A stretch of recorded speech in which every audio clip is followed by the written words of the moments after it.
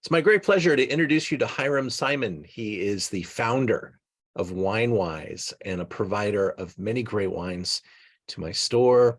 And Hiram, thank you for making time for us today. It's my pleasure, and thank you for inviting me. We asked you to join us because our first wine tonight is from Germany.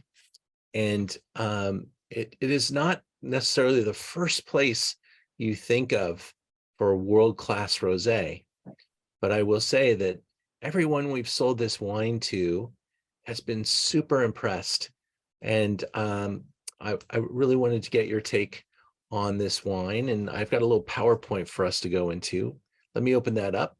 Take a look at this bottle that we're tasting. It's a beautiful, tall bottle, and it just evokes a mood and it actually stimulates my taste buds immediately because I'm already expecting this brilliant, fresh acidity that you're going to get in Baden.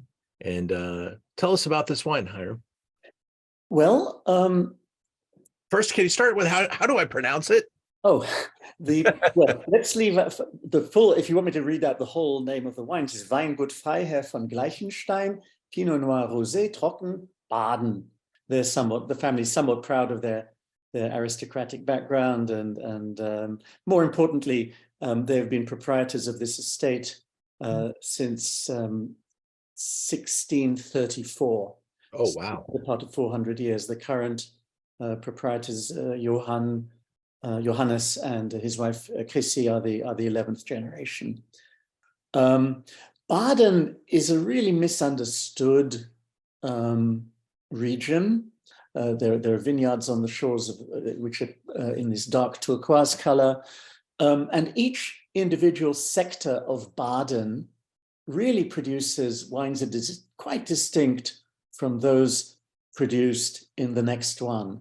Here's a picture of kind of take you into what it feels like to be in this area, the small village at the plateau at the bottom of the hills, and the vineyards planted. It looks like even many of them are terraced.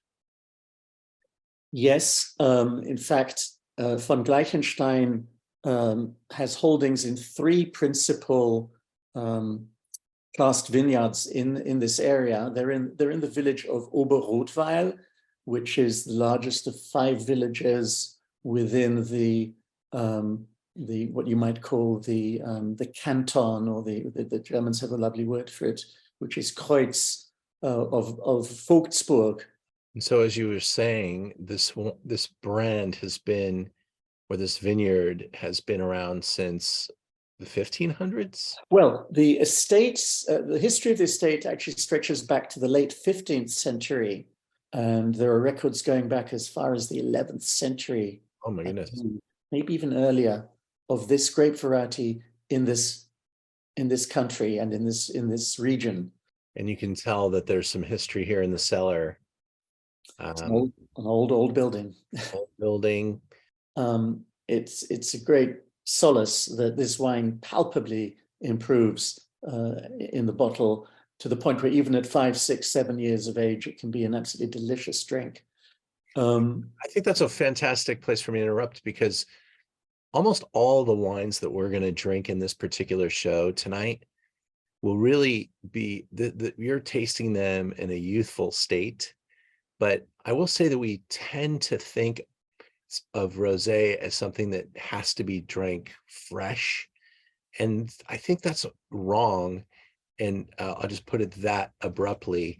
And this is our couple here, the owners. That's yes. Johannes is on the right, our right as we look at the picture. He's the von Gleichenstein, and that is his wife, Christine, or Chrissy. We're getting into the actual glass here, Hiram, and I think you have a glass with you. I took the precaution, if that's the right word, of pouring myself a slug to remind myself of it. The color we're looking at, this, I think, very pretty, very pale coral color. This is its natural hue that results from the 5, 6 hours of pressing that the wine undergoes. And you said spend some time on lees, then bottled, and then released probably within the same 12-month period. as Yes, a but not rush to market in January and February, which has become the very regrettable norm for an awful lot of producers who are just trying to cash in on their freshest possible rosés each year. I think it's one of the most negative evolutions in the modern wine market. This obsession with youth and extreme freshness. well, I'm gonna let our consumers or our viewers tonight taste the wine now and comment. I thank you very much for your time and education and also your pronunciation. It was my pleasure. Thanks again for including us in this show.